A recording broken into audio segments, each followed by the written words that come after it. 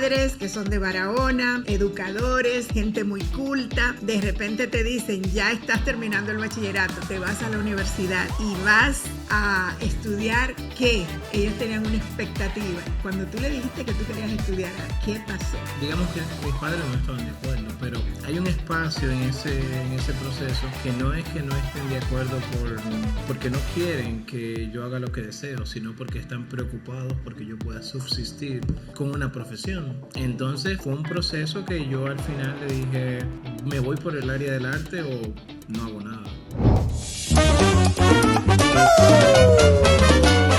Llegamos a lo que vinimos. Con Arely Reynoso llegamos a lo que vinimos. Deporte, entretenimiento y mucho más. Corre la voz, conéctate que ya empezamos. A lo que vinimos, a lo que vinimos, a lo que vinimos.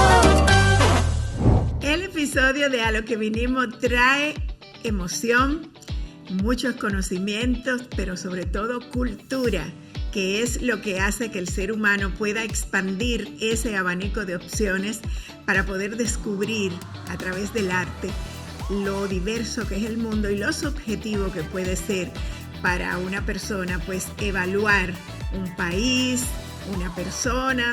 Hoy es un día de cultura en esta edición. Él es uno de esos soñadores dominicanos que ha recorrido el mundo con su talento, pero que tiene una historia súper interesante que contar. Desde Barahona para el mundo, Edaviel Montero. Hola. Hola, ¿qué tal? ¿Cómo estás? Dime la presentación, habla. No, perfecto, sí. Edaviel, bienvenido, contenta de estar acá contigo. Vamos a compartir, primero que nada, como todo en la vida, el génesis, cómo empieza todo. Tus padres, que son de Barahona, educadores, gente muy culta, de repente te dicen, ya estás terminando el bachillerato, te vas a la universidad y vas a estudiar ¿qué? Ellos tenían una expectativa. Cuando tú le dijiste que tú querías estudiar arte, ¿qué pasó? Bueno, ese silencio. No, el silencio también sí, habla. Sí, digamos que inicialmente fue algo como que mis padres estaban como que, pero mi hijo te va a morir de hambre, porque tú sabes que, digamos que mis padres no estaban de acuerdo, pero hay un espacio en ese proceso que no es que no estén de acuerdo porque no quieren que yo haga lo que deseo, sino porque están preocupados porque yo pueda subsistir con una profesión. Entonces fue un proceso que yo al final le dije a mis padres, sobre todo, como que, bueno, yo me voy por el área del arte o no hago nada. Entonces esa discusión al final generó que en mi casa me dijeran, bueno, ok, está bien. Lo que tú quieras. Ya que eso es lo que tú quieres. Lo que tú quieras, pero sí, hazlo. Pero hazlo. Y yo recuerdo que, por ejemplo, para el primer semestre yo estaba trabajando con amigos, había creado la primera exposición de manga y cómics en Dominicana. Eso fue 2007 en la UAS. Y ya para el segundo semestre yo estaba ilustrando entonces el primer libro, que era para Tomás Castro Boldíguez y Marcio Veloz Magiolo, junto a varios amigos. Y bueno, mi papá dijo, pero va en serio el muchacho. Y el trato que habíamos hecho, yo le había dicho, bueno, ustedes me ayudan el primer semestre, yo luego me busco trabajo allá. Muy y esto bien. lo otro. Muy Entonces bien. me dijeron, bueno, está bien. Pero después que vieron que yo estaba en acción y esto, me habían ofrecido trabajo, estaba coordinando para conseguir trabajo en Susaeta. La editora de libros. Sí, la editora de libros. 2 de mis amigos habían comenzado a trabajar allá. Cuando yo le dije el sueldo que era que pagaban a mi papá, pues entonces me dice mi papá de que, mijo, no, tú vas a meterte a trabajar y perder tu tiempo en la universidad por eso. No organizamos, te seguimos ayudando. Deja eso. Y entonces eso me pude enfocar y terminar la carrera bien rápido. Y digamos, no estudié directamente arte, estudié publicidad, mención, diseño, pero digamos que eso también me hizo definir como, no, yo no quiero ser publicista, no quiero ser esto, no quiero Tu ser lo otro. vocación estaba centrada en el arte. En el arte, en la creación, en el dibujo, en la pintura, la animación. Y desde la misma universidad, digamos que estuve estudiando diseño, pero estuve en todo momento, creé una compañía de cómics, hacia el 2009, Moro Studio. Luego creé el primer pabellón del cómics que se hizo en el 2009 acá. Que el pabellón ganó un premio. Publiqué varios cómics. Para el 2010 publiqué el primer cómics que había hecho con el Centro León. ¿En qué Entre un sinnúmero de cosas, consistía o sea, ese primer cómic? Ese cómics era cómo explicarle el coleccionismo a los niños. Era una historia de 3 niños que iban caminando y jugando por un parque y de repente se tocan con una canica y esa canica, esa bola, lo lleva a otro mundo y llegan al palacio de un coleccionista. Entonces, para ellos poder salir de ese mundo, tienen que organizar la colección que está en ese mundo. Y digamos que ese fue ya el primer trabajo físico que yo había publicado, así como cómics, yo como dibujante completo, como escritor, etcétera, que era de las cosas que yo decía como que, sí, esto es lo que yo quiero hacer. Y Qué eso maravilla, fue wow. 2010. Sí, o sea que la historia lleva rodando un tiempecito. Mientras te tomas ese sorbo de agua, sé que la cultura para los pueblos significa la idiosincrasia de lo que somos. Tú vienes del sur. El sur, del sur profundo, una de las zonas del país más prósperas, aparte de la dimensión, lo grande que es, lo cultural que tenemos ahí como una madeja y un reencuentro entre culturas, pasando por los taínos y haciendo esa retrospectiva de lo que ha sido la esencia del dominicano. ¿Cómo defines tú tu inspiración para tu material, ya sea crear un mural, los libros, que aquí nos trajiste varios ejemplos, tenemos que hablar de todo un poquito y vamos a aprovechar el tiempo, pero qué aporte tú sientes que dio la formación tuya viniendo del sur para exportar todo lo que has hecho? Bueno, digamos que en sí la base, la niñez es una gran base de todas las cosas. Y yo crecí en el pueblo, entre mitos, leyendas, entre todas esas historias que se contaban en los pueblos. Crecí escuchando todas esas cosas cuando se iba la luz, que uno se sentaba en una piedra. Una anécdota, Di una anécdota que tú sientas que te haya hecho un clic para tú alimentar lo que popularmente se conoce en los pueblos. Bueno, el mismo hecho de que de repente te digan, no, mira, pero yo creo que el vecino tiene un bacá, o que la vecina es bruja, o que, mira, no sé, ten cuidado, no te juntes con esa gente, que esa gente tiene sus espíritus o sus cosas. Tú sabes que en los pueblos a veces pasa mucho eso de que tú tienes... yo recuerdo que había una casa que decía, no vayan a esa casa, que ese don tiene un bacá. O sea, y era como que... Aterrorizaban a los niños y ya le ponían un estereotipo, por ahí no se puede pasar. Sí, pero uno de niño, digamos que yo con un par de amiguitos me llegué a meter a escondida, como que pa' ver, y era como que... Sí, porque tú sabes que no es lo mismo lo que te cuentan a lo que tú ves. Sí. Entonces, de ahí, ¿qué conclusiones puedes sacar de lo que culturalmente se convierte en leyenda de un pueblo? Al final... han sido las cosas que me han marcado y que yo he buscado hacer mucho a través de mi arte en todos los sentidos, de mis narraciones, de mis ilustraciones, etc. Y digamos que no solamente está la parte del pueblo, pero también la parte literaria, el cine, etc. Historias como el cuentacuentos, que me impactó mucho. ¿Qué te impactó del cuentacuentos?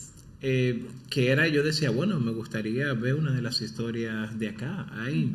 Y estaba toda esa fantasía, toda esa esos mitos, esas leyendas de otros lugares, que también, digamos que después de adulto yo decía, bueno, yo quiero hacer algo como el cuentacuentos.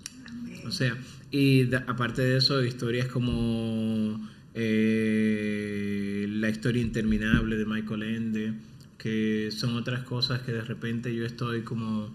explorando. Sí, esto me gusta. Sí. O sea, y que yo digo como que, a mí me gustaría hacer algo así.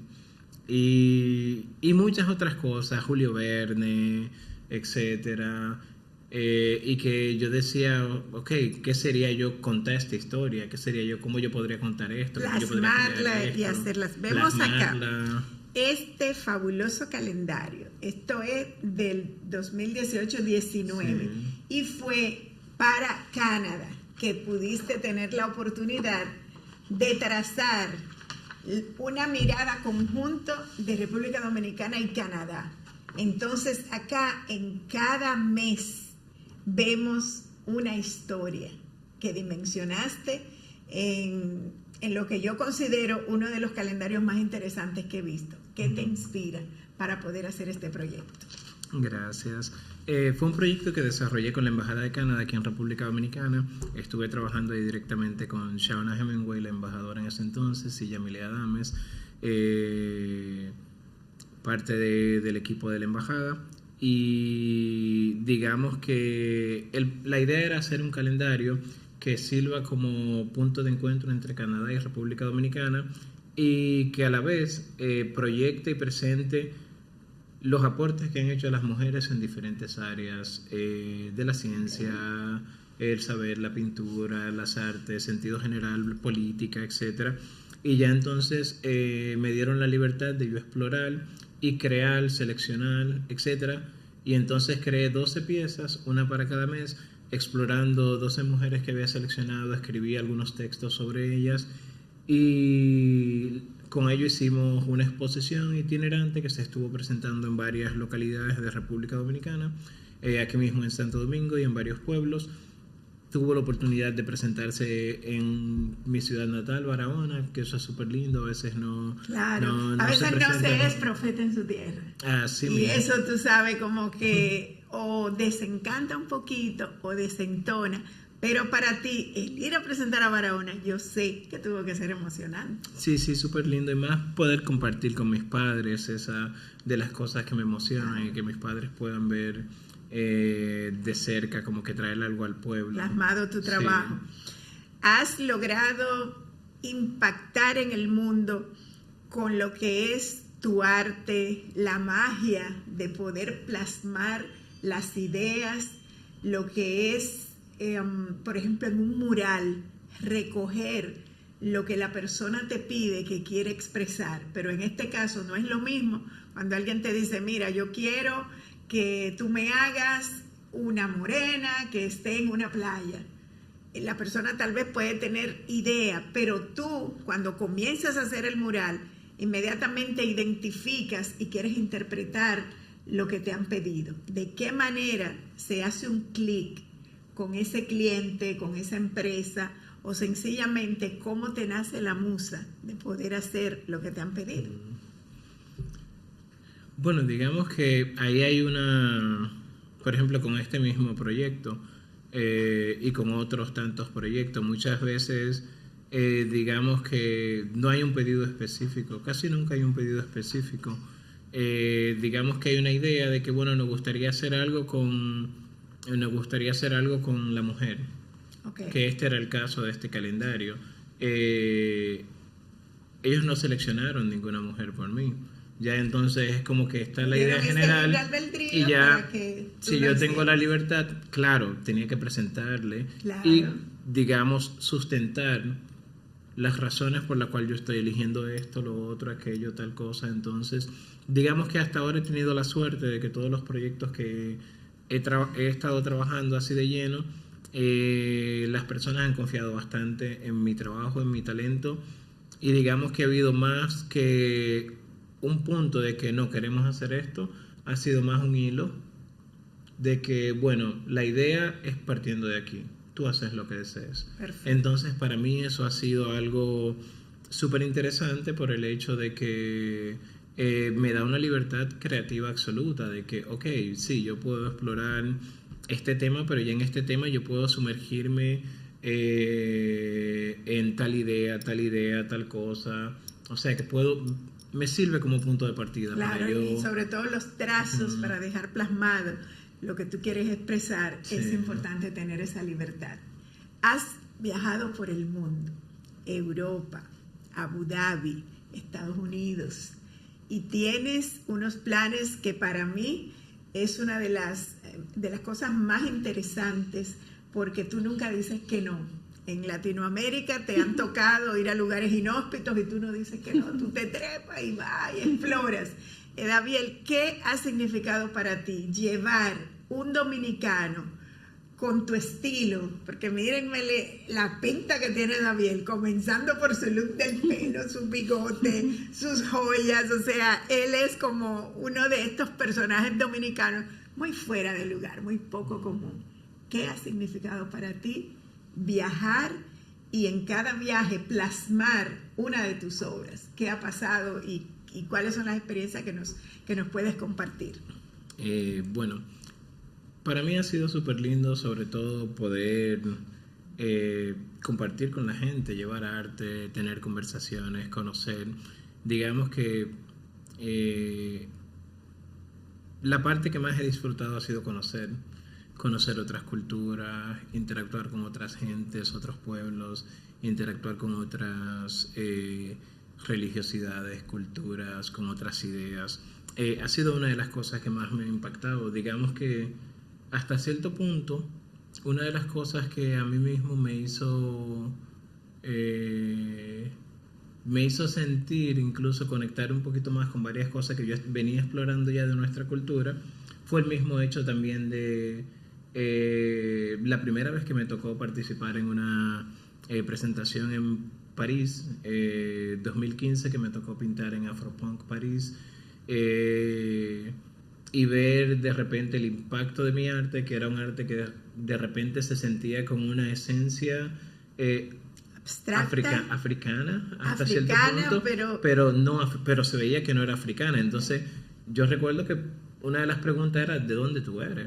Por el hecho de que, ok, esto se ve con un toque africano, pero se ve con un toque indígena, pero se ve con un toque europeo.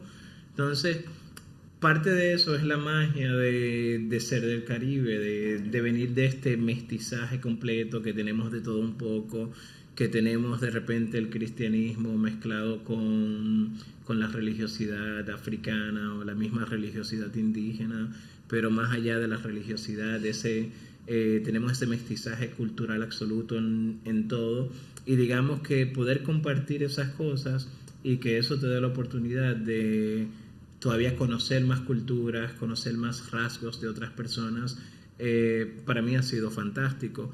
Y también digamos que poder interactuar y ver, porque una de las cosas que he tenido la oportunidad de viajar, compartir con comunidades indígenas en diferentes lados, en Latinoamérica, en Norteamérica, y conocer de repente detalles de Norteamérica, de Canadá, etcétera, Estados Unidos, y conocer otras comunidades más del Perú, por ejemplo, y ver lo que somos nosotros en el Caribe. Es fantástico ver similitudes y diferencias, encontrar siempre cosas que pueden ser un poquito diferentes, pero que a la vez nos unen, cosas que también uno dice, bueno, son ritmos, visiones diferentes, músicas diferentes, forma de dibujar diferente, forma de esto. O sea, conocer todos esos detalles también, digamos que me ha ayudado, ha enriquecido mi misma obra como tal, poder explorar. Y eso es lo que me encanta, como que por supuesto, ¿no? Y para un artista es algo vital. Mira, hacer un mural es trascendental, porque tú estás plasmando o una figura emblemática, o un héroe, una heroína, un símbolo, ya sea, por ejemplo, un ave que pueda definir lo que es la esencia de un país. Y en este caso, tus trazos, yo me pongo a ver en retrospectiva, estos son los bocetos tuyos, que uno podría decir, uy, pero ¿qué significan? Y a veces he observado que te pones, aún en una conversación, a dibujar cositas. ¿Qué pasa cuando tú tienes que crear un mural y te tienes que inventar y reinventar? A lo mejor es un plan y después termina siendo otro. ¿Cómo se arma eso?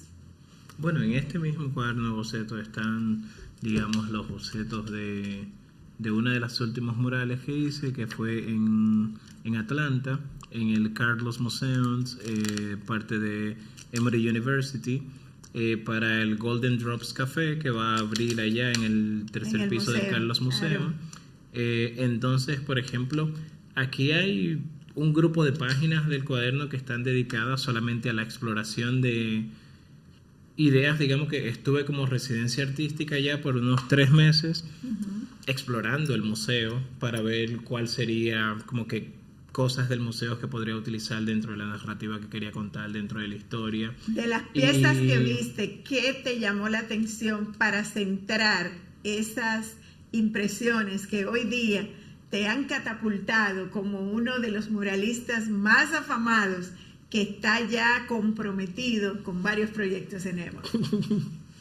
¿Tú ves? Hice mi tarea.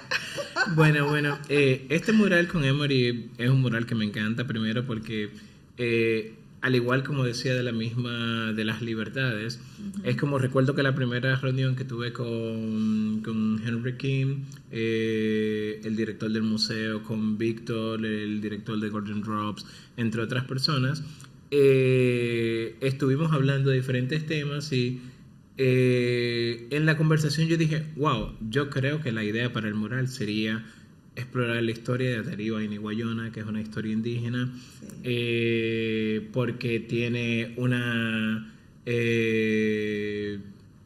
Atariba está enferma, Iniguayona tiene que salir en busca de una fruta sagrada y extraer ese líquido, esa gota que pueda sanarla. Yo dije, bueno, esto se puede conectar con el Golden Drops Café y con todo el contexto museológico que tiene el Carlos Museums, con toda el Carlos Museo tiene una colección tremenda de arte indígena. No solamente el arte indígena, la combinación, la fusión, sí, de ver esas momias ancestrales donde vemos Perú, México, Suramérica, Egipto, o sea, una Grecia, fusión de lo que ha sido la historia de la humanidad. Entonces, ¿cómo conectas tú con llegar y estar al día con esos estudiantes que no tenían esas orientaciones que has podido hacer? ¿Cómo conectas? Bueno, lo primero es que estuve la oportunidad de estar allá, revisar muchísimo material, revisar revistas viejas, revisar cosas, ver todas las piezas en el museo, leer sobre todo lo que tenía el museo, ver qué me ayudaba a contar la historia, porque a la vez estaba contando la historia de Atariba Iniguayona, pero el mural está lleno de símbolos y elementos que están dentro del museo, elementos simbólicos que conectan esta historia indígena del Caribe con todas las piezas y todas las cosas que componen el mismo Carlos Museum. O sea que el mural va jugando con diferentes planos de lo que es el contenido, lo que nutre el museo. Sí, entonces digamos que ahí lo principal era mucha lectura, investigación, análisis de las obras en el museo, también adentrarme más en la historia de Atariba Iniguayona, investigación. Digamos que el proceso de investigación a veces es una de las partes, es mi parte favorita, porque es la parte que claro, en verdad te nutre y te da la sangre, como uno dice. Sí, hasta cierto punto, aunque a veces la gente se queda, la creación es repetitiva. Bueno, la creación es repetitiva, pero si tú no hubieses tenido la oportunidad de investigar, de explorar, para tú poder sacar algo completamente cosmo, porque en Emory encontramos estudiantes de todas partes del mundo, y la ciudad de Atlanta es una de las ciudades, o sea, el estado de Georgia presenta en Emory la esencia de todo lo cultural que se conecta, orientales, africanos, o sea, es interesante. Sí. Pero yo quiero venir, o te quiero transportar a lo que es República Dominicana en este momento. Hemos venido pasando por etapas, y desde la música, Luis Díaz, Xiomara, todos esos exponentes que te traen unas fusiones musicales afro, taínas y sobre todo la esencia dominicana. ¿Qué está pasando culturalmente en nuestra República Dominicana y en esos talentos que están en el mundo presentando un arte? ¿Cómo ves, cómo sientes que estamos desarrollándonos culturalmente? Bueno, ahí me encanta el movimiento que está habiendo en diferentes ámbitos en la cultura en nuestro país, pero antes de entrar a eso, lo que te iba a decir, como que la creación puede ser repetitiva, pero la parte que siempre me encadena y que me llena es el proceso de investigación y bocetos. Eso es lo ya que luego te alimenta, sí es lo claro. que la parte que yo me siento como que entonces con la creación en República Dominicana y cómo se ve avanzando todo, me encanta porque hay muchísimos proyectos súper bellos que están buscando desarrollar otras voces, otras alternativas, desde llevarte una música dominicana a lo electrónico con Estación Subtrópico, por ejemplo. ¿Qué es Estación Subtrópico? Estación Subtrópico es una agrupación de música que mezcla como que una música dominicana de base con música electrónica. De repente ya tú tienes un montón de gente como haciéndolo en diferentes áreas, como el mismo Richie Oria, que se ha dado a conocer bastante, el mismo trabajo que está haciendo Rita Indiana en el ámbito de la literatura, con el trabajo que hizo en la música también. Sí, formidable. Ella de verdad Sí. es un orgullo. Está haciendo, realmente sacando de abajo, vamos a decir, para poder hacer una expresión que trascienda, y eso son aportes importantes. Así mismo, igual por ejemplo en un ámbito que yo estoy bastante conectado, que es la literatura y sobre todo la literatura especulativa, ciencia ficción, fantasía, etcétera, se han estado desarrollando muchos proyectos, congresos de ciencia ficción y fantasía. ¿Dónde hay proyectos a nivel nacional que hayan llamado tu atención, el que los estén introduciendo? ¿En qué áreas? ¿Norte, sur, este, oeste? ¿Cómo estamos en ese aspecto? Digamos que no he viajado mucho al interior del país en busca de diversos proyectos así que se estén elaborando, porque los últimos 2 años he estado casi todo el tiempo fuera del país. Sí, he estado más tiempo en Estados Unidos, otro tiempo en Europa, estuve otros meses en el Emiratos, Egipto, etcétera. Entonces, digamos que no he tenido el tiempo de sentarme a explorar qué se está haciendo en los pueblos acá.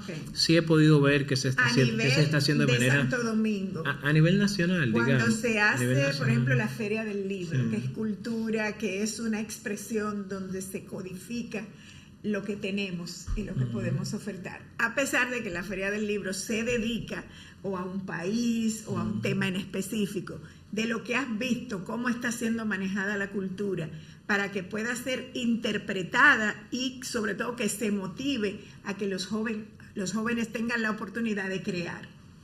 Digamos que han ido avanzando cosas. Por ejemplo, la Feria del Libro pasada, que tuve la oportunidad de participar, digamos que hay ciertas cosas que yo puedo decir que son mejoras, que se han estado organizando mejor en el hecho de los espacios para los libros, cosas así, pero aún así yo creo que nos hace falta trabajar un mejor mercado para el libro, trabajar que hay muchas cosas todavía que con el libro que nos queda por trabajar. Y yo creo que uno de los errores principales que tenemos acá en el ámbito de muchas cosas a veces es la continuidad. Yo creo que darle continuidad a las cosas nos hace falta en el ámbito cultural. Y por ejemplo también tuve la oportunidad de participar en la Feria del Libro de Guadalajara, representando tengo un proyecto editorial que se llama Mentes Extremófilas, mentes que se adaptan a las condiciones más extremas de la imaginación, junto al escritor Odilius Black. Y tuve la oportunidad de estar ahora en Guadalajara, México, como parte del Congreso de Ciencia Ficción y Fantasía del Caribe Hispano, y representando allá junto a la editorial Elefanta, otros tantos escritores de Puerto Rico, Cuba, etcétera.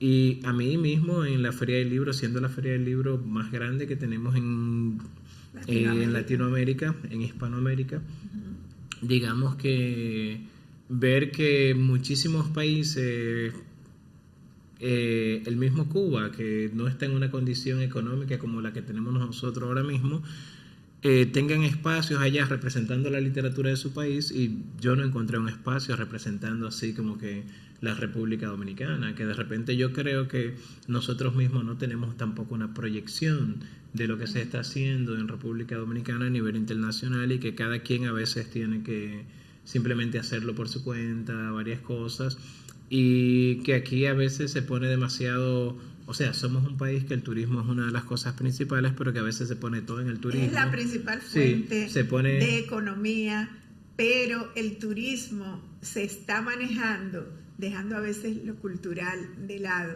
y creo que debe haber una conexión y una cooperación. Sí. Pero ¿qué hacemos para llamar la atención, captar en las autoridades esa cantera de jóvenes que necesitan tener una base, una formación, y para que emerjan escritores, creadores también de lo que es ese arte que haces con los murales, algo que es tan hermoso, y que podamos pues tener en el país la base que nos caracteriza como dominicanos? ¿Qué faltaría? ¿Qué sugieres tú, que has estado en tantos lugares y esos movimientos culturales llaman tanto la atención? Bueno, ¿qué sugiero? No te sé decir, porque, por ejemplo, yo mismo como artista, lo primero que ahora mismo yo estoy en una etapa que estoy enfocado sobre todo en mi obra artística, y que estoy enfocado en, digamos, seguir avanzando con mi carrera como artista, que a veces sí me encantaría ver que el arte y todo lo demás avance en el país, pero ante todo quiero avanzar yo para luego poder luego poder de alguna manera, una especie de que tú necesitas estar centrando tu legado, sí, para entonces luego aportar. Pero como has andado en tantos lugares, ¿qué sugerirías que se puede hacer a nivel de los estudios primarios, que es donde el niño empieza a congregarse, a compartir con otros niños? Y en ese pensum muchas veces no vemos que, a no ser que haya un coro o tal vez una orquesta, o que haya manifestaciones culturales, pero que no llenen, por ejemplo, como tú, decir, voy a escribir este libro. O sea, ¿cómo tú crees que se podría animar a que haya un currículum en educación donde se incluyan estos trazos culturales que se tienen que sembrar? Porque es que solo, por ejemplo, un profesor de arte, un profesor de manualidades, si no hay una guía, no puede trabajar. Eso es lo que quiero saber, que me digas, sí, tú, con tu vasta experiencia y con la formación que tienes, ¿qué tú crees que se puede hacer en República Dominicana y en esos países que nos van a ver? Porque a lo que vinimos se ve en el mundo. Gente que tal vez tenga poco presupuesto y diga, no puedo impulsar una idea. ¿Cómo lo hacemos para que el niño crezca y tenga esa semillita de lo importante que es trabajar en la cultura? Bueno, digamos que de manera estructural, aquí tenemos, de los problemas que tenemos aquí son esencialmente formación. Tenemos que educar a los profesores primero para que se pueda impartir de una buena forma una docencia, que los niños se pueda llegar a información, reformular materiales educativos. Digamos que hay muchísimas cosas que en el tiempo que estuve, sobre todo trabajando aquí estuve haciendo varios proyectos de muralismo a nivel nacional durante varios años. Eso fue como 2014, 2015. ¿Cuáles ciudades han tenido el privilegio de ver plasmadas tus obras de arte en murales? Bueno, del 2012, 2014, que fue cuando yo comencé a pintar así más murales, que estaba empezando a aprender sobre esto. Yo pinté mural en casi todos los lados, o sea, yo me iba a veces a pintar aquí, allá, etcétera, porque estaba como que en un proceso de aprendizaje, y en ese proceso lo que quería era pintar. Claro. Yo estaba que pintaba cada semana, así, en cualquier lado. Entonces, digamos que en ese proceso iba conociendo muchísimos recintos escolares de todo el país. Y en ese proceso, durante esa época, sí podía haber un montón de problemas que afectaban a nuestras comunidades, que de repente uno tenía profesores que tú sabes que no tienen la preparación para ser educadores, no están capacitados. Profesores que no están capacitados para ser docentes, pero que están ahí por una cuestión económica.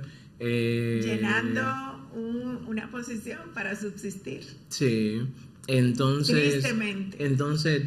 Tristemente, una de las cosas que yo podría decir es sí, necesitamos formar mejor a nuestros profesores y claro, partiendo desde esa perspectiva, porque no he estado tanto tiempo acá en el país, como te decía, y siempre estoy pendiente de cómo se mueven las noticias y muchas cosas, pero no es lo mismo que estar en el campo de batalla. Sí. Partiendo de lo que en ese entonces conocía, sí podía haber muchas deficiencias en ese espacio, deficiencias en las bibliotecas de las escuelas que ni siquiera tenían bibliotecas, o que sus bibliotecas simplemente tenían 2 o 3 libros educativos de los que hacían las editoriales centrales para dar las docencias, o sea que no tenían un material, digamos, de libros en sentido general, o sea que había mucha carencia de material educativo, de mejores profesores, de elementos como esos, por así decirlo, que a veces tú dices, bueno, son elementos que te hacen y ayudan a que el niño pueda soñar más. Y entonces ahora mismo que tenemos un mundo súper tecnológico, que donde menos tú te esperas, sí, cualquiera tiene acceso a un celular, entonces tiene acceso a esto, a lo otro, a televisión, tal cosa, entonces también se hace más difícil competir. Si no tienes un buen material, si no tienes buenos libros, si no tienes esto, lo otro, se hace difícil competir contra el ocio que está ahí en todo momento. Entonces yo te diría que, y me imagino que fácilmente no hemos avanzado en eso todavía, que siguen habiendo los mismos, estamos estancados, hay lagunas. Siguen habiendo los mismos problemas. Es triste sí. Esto. Por ejemplo, cuando hacen ferias, cuando hacen kermés, cuando celebran las comunidades sus patrones, que hacen fiestas, ¿no sería ese un lugar idóneo para hacer cursos de pintura, para también impulsar a que vengan a hacer un mural que cada quien pueda plasmar en un lienzo o en una pared lo que crea? ¿No sería esos recursos que se puedan aprovechar?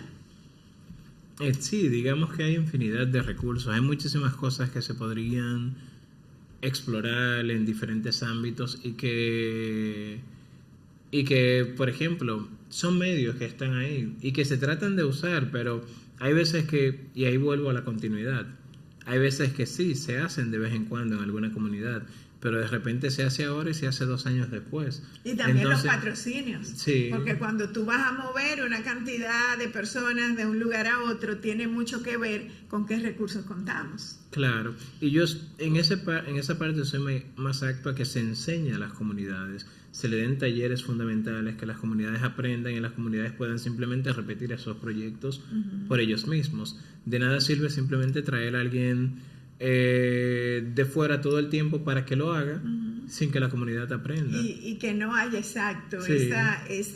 ese plan de crear bases para que haya debe haber un desarrollo un fundamento. Y un fundamento, sí, correctamente. Que yo esté más como que con esa idea de que se enseñen fundamentos, de que se creen proyectos que sean fundacionales y que puedan dar fruto en sí mismos, puedan dar fruto por sí solos.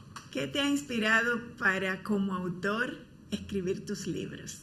¿Dónde llega la creatividad de Daviel para poner literatura con arte y poner culturalmente a la República Dominicana cada vez que sale una de tus producciones en ese eje, en ese foco? ¿Qué pasa contigo cuando decides escribir? ¿Cómo te alejas? ¿Cómo te pones tú en eso? Poner tu tiempo en decir, voy a escribir y lo voy a hacer en meses, o me voy a tomar 1 año para hacer esto que quiero hacer. Bueno, digamos que desde que estaba en la secundaria estaba escribiendo y dibujando mis propios cómics. Estaba todo el tiempo en eso. Incluso llegué a venir a la Feria del Libro cuando estaba en la secundaria a presentar uno de mis cómics junto a Wellington Simeón, que en ese momento creábamos juntos, teníamos un taller literario, etc. Y siempre ha estado en mi curiosidad, por eso creé el proyecto de Moro Estudio, que fue una editorial de cómics fundada en el 2009, que actualmente existe y se han publicado varios cómics ahí. De ahí publicamos El manual del coleccionista, que era el primer cómic que había hecho. Publicamos, eso fue 2010, publicamos Duarte como nunca antes visto. Es un cómic sobre Duarte. Ese me gustó. Y espérate, no nos vamos, pues ya viene el día de Duarte. Y no solamente eso, sino que es nuestro Patricio. ¿Qué te motivó a hacer ese cómic? Bueno, digamos que las discusiones que teníamos en el estudio y Jorge Eduardo Pérez y Leorian Ricardo, que fueron los que se encargaron de dirigir este proyecto, estaban como que todo el tiempo, bueno, vamos a hacer un cómic sobre esto. Yo siempre he estado más en el ambiente de lo mitológico, de lo mágico, lo místico, dentro de nuestra cultura. Ha sido la parte que más me ha llamado la atención. ¿Por qué, Gabriel? Esa parte, ¿por qué te llama la atención eso? Si, por ejemplo, esos mitos, esa interpretación de lo subjetivo, a veces no es tan fácil. Es la parte que me hace soñar, y es la parte que se mete directamente en el inconsciente, en todos los subconscientes. Digamos que siempre me ha gustado mucho todos esos mitos y leyendas, y digamos que a mí me encanta Joseph Campbell, que es un escritor norteamericano, que explora mucho los mitos y leyendas. Y una de las cosas que él plantea entre sus libros es que si tú quieres matar a un pueblo, lo principal que tú tienes que hacer es eliminar sus mitos y leyendas. Y la libertad de expresarse. Sí, que es una de las mismas razones por la cual cuando Hitler toma Alemania, una de las primeras cosas que intenta hacer es fortalecer la identidad alemana a través de las creencias, a través de esas cosas, porque hay una parte interesante en la fundación de un pueblo, de una cultura, en esa identidad, en esa esencia básica que está en lo mágico y lo místico, que es poderosa. Y es una de las razones por las cuales el mismo Joseph Campbell plantea que en ese primitivismo de la explicación de las cosas está la esencia de un pueblo. Entonces, digamos que en esas historias fundacionales, cosmogónicas, que tratan de explicar cómo fue, qué fue, y tratan de explicar todo. Volver al Génesis, lo primitivo extrae cómo empieza una historia. Sí. Y es algo que aunque la quieran manipular y la quieran limitar, es imposible cuando hay talento y cuando hay gente que explora como lo estás haciendo tú. Así mismo. Y entonces una de las razones por la cual me gusta y casi siempre me quedo en este espacio, pero fue un proyecto súper lindo explorar a Duarte y explorar diferentes historias de Duarte. Trabajar en un conjunto, trabajamos un equipo como de 10 personas. ¿Cuál fue la historia que más te impactó de lo que sabemos, de lo que conocemos, de lo que él hizo cuando en su ideario quiso crear una república libre? Bueno, el concepto de libertad. Digamos que a mí me gusta la libertad y siempre abogaré por la libertad, que es una de las cosas que considero que es básica para el ser humano. Y a partir de eso, digamos que es uno de los elementos esenciales. Pero en sentido general, digamos que todas esas cosas me han ayudado a yo querer contar historias, y como mencionaba ese mismo Moro Estudio, más adelante entonces creé Mentes Extremófilas, que es otro proyecto ya específicamente enfocado en lo especulativo, ciencia ficción, fantasía, magia, etcétera. Entonces, mitología, y ahí hemos estado publicando ya, por ejemplo, haciendo proyectos como Viaje al Centro de los Mitos, que es un libro escrito por Odilius Black e ilustrado por mí, donde exploramos a Fray Ramón Pané, que fue quien escribió el primer libro escrito en una lengua europea en este continente, explorando los mitos y leyendas indígenas, y de ahí explorando otros libros como Eshu, la entidad más mal interpretada del universo, que explorando a Eshu, el Ewa, y cómo de repente esa espiritualidad, entonces ya el primero era una espiritualidad indígena taína explorada desde un ojo católico, y el segundo ya es una espiritualidad africana de cómo llega a nuestro continente. y todo eso, y digamos que me gusta explorar siempre eso. Este libro también ha tenido la oportunidad de ganar varios premios fuera de acá. ¿Se llama? ¿Cómo se llama este? Eshu, la entidad más incomprendida del universo. Ahí está el ¿Por de qué Eshu. la más incomprendida? Porque hay muchas situaciones que lo sitúan como que lo comparan con Satanás. Y verdaderamente Eshu no es Satanás, no, pero como los colores que representan a Eshu son el rojo y el negro, de repente en la cultura lo han mezclado con Satanás, pero son entidades completamente diferentes. Entonces ahí entra, por eso está lo de la incomprendida, para que se logre. Y el cómics la novela gráfica trata de expresar más o menos para que la persona pueda entender un poco más. También he desarrollado otros proyectos como Somnium, que ahora mismo es uno de los proyectos más grandes que estoy desarrollando con Mentes Extremófilas.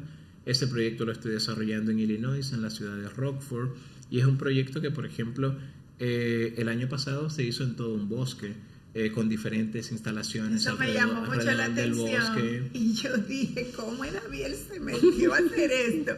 Cuando Chicago es una de las ciudades en Estados Unidos que más cultura expresa por la esencia primitiva, hablando de lo primitivo, y por esos mitos que se han creado, esas leyendas.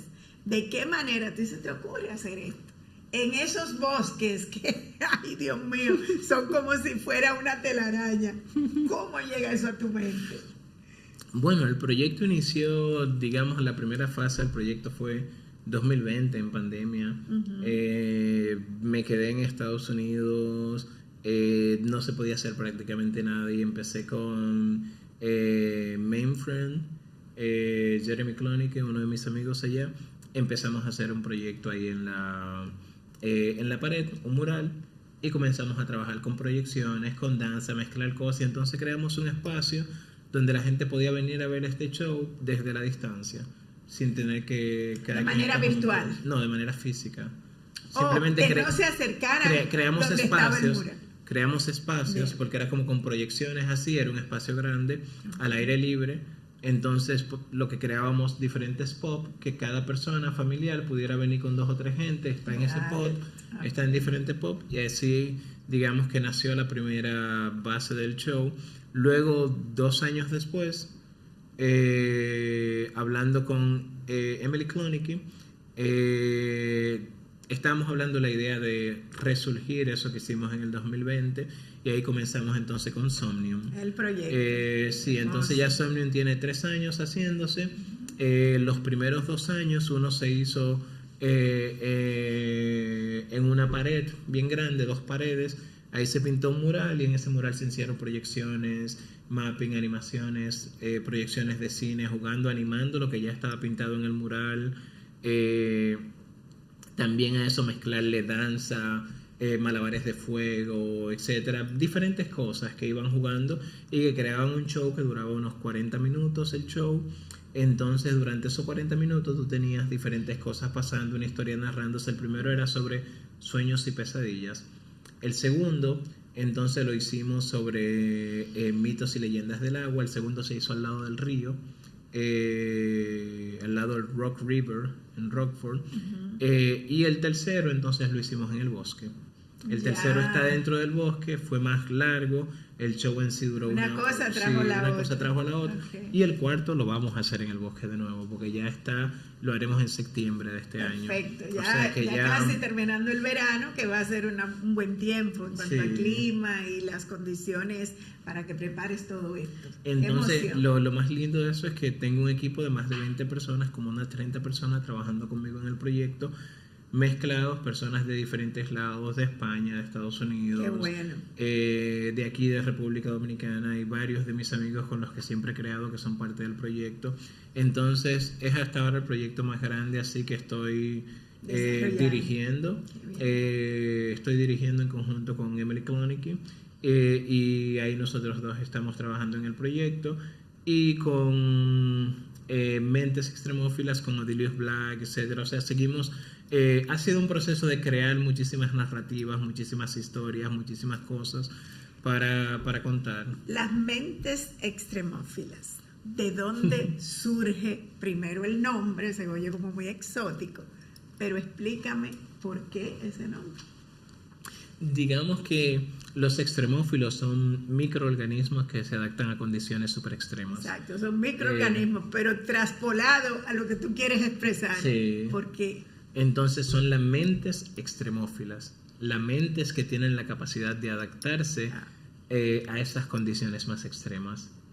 Mentes que pueden sobrevivir a cualquier espacio y mentes que pueden crear cualquier locura, por así decirlo. Simple, porque eso es Edaviel. Edaviel es una mezcla de aventura, una mezcla de ese talento que me fascina y sobre todo esa manera que tú tienes de interpretar y poner en contexto lo que son los distintos personajes que pueden aparecer en estas historias.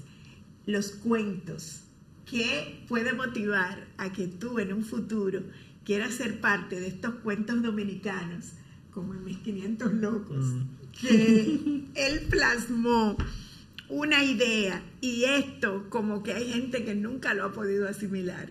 Como un cuento tú lo llevas culturalmente a convertirse en leyenda.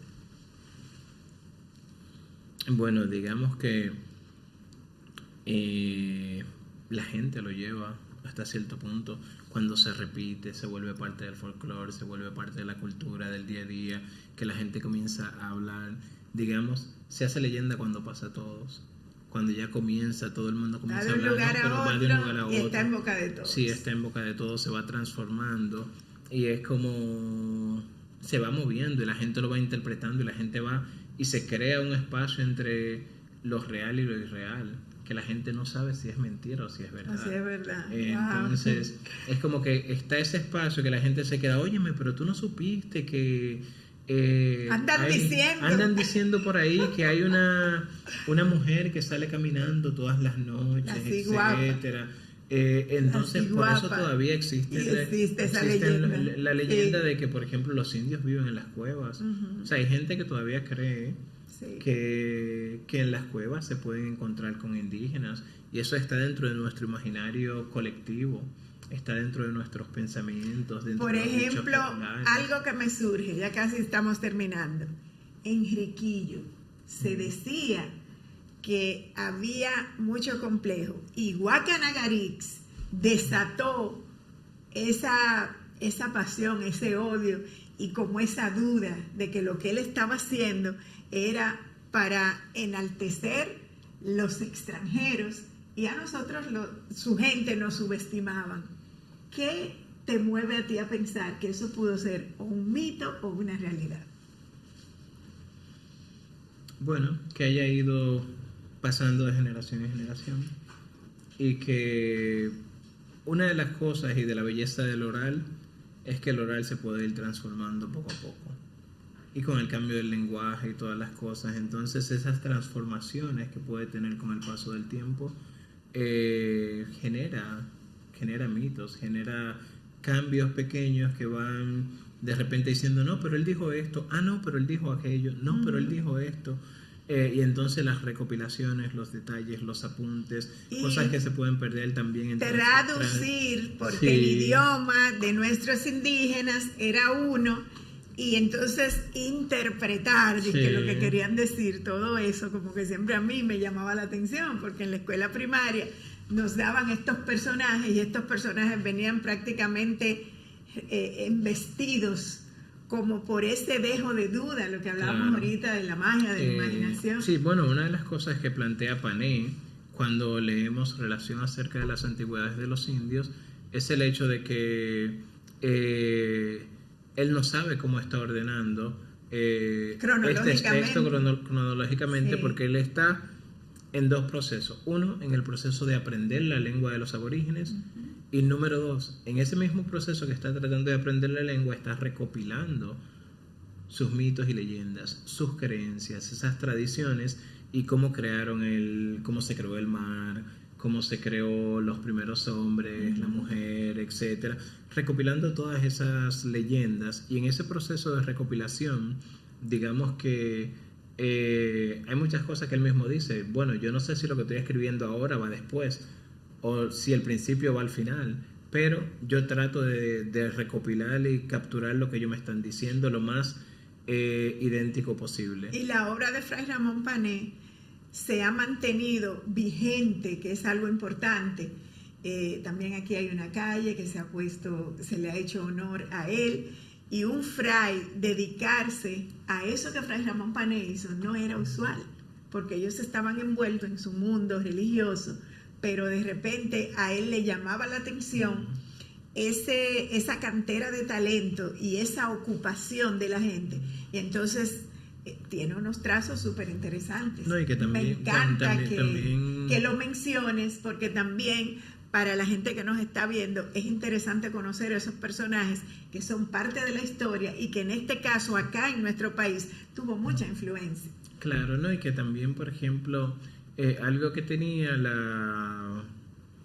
la corona española, que dentro de las cosas negativas que se puedan decir, de repente aparecían una que otras cosas interesantes en el ámbito de información, que era el hecho de que, o sea, de que ellos le asignen la tarea a un monje de recopilar los mitos y leyendas de ese pueblo para capturar y ver lo que ellos pensaban, plasmarlo, tener un documento sobre esos temas y aparte de eso aprender la lengua y buscar también evangelizarlo. Por supuesto.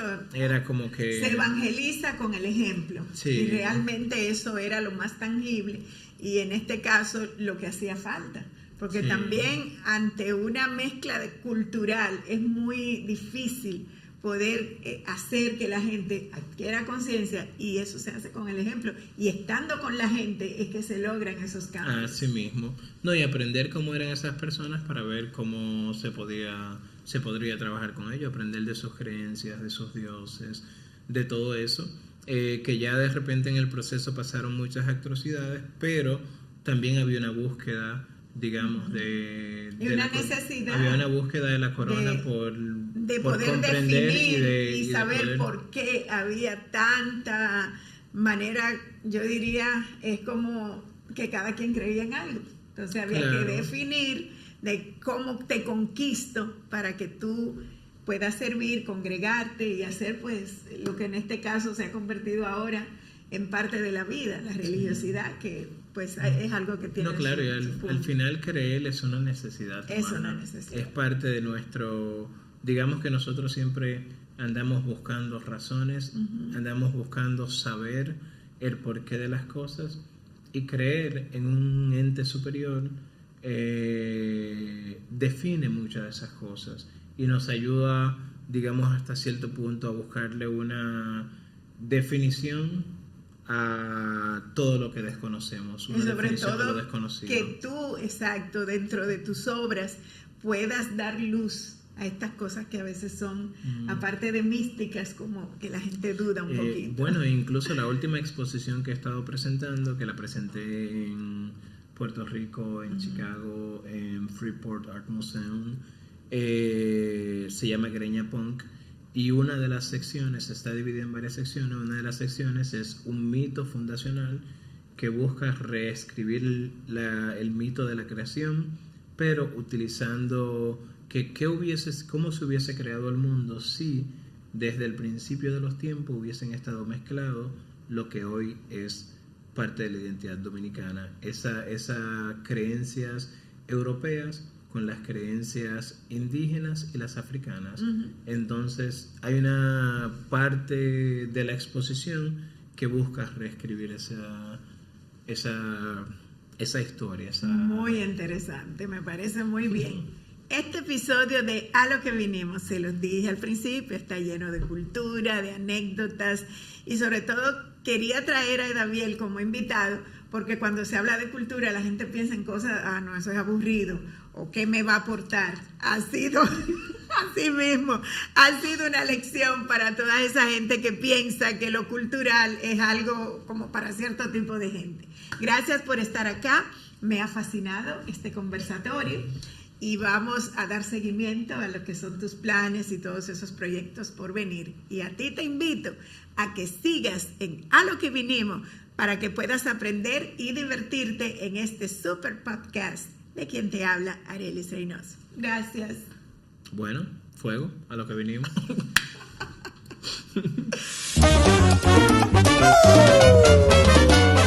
Llegamos.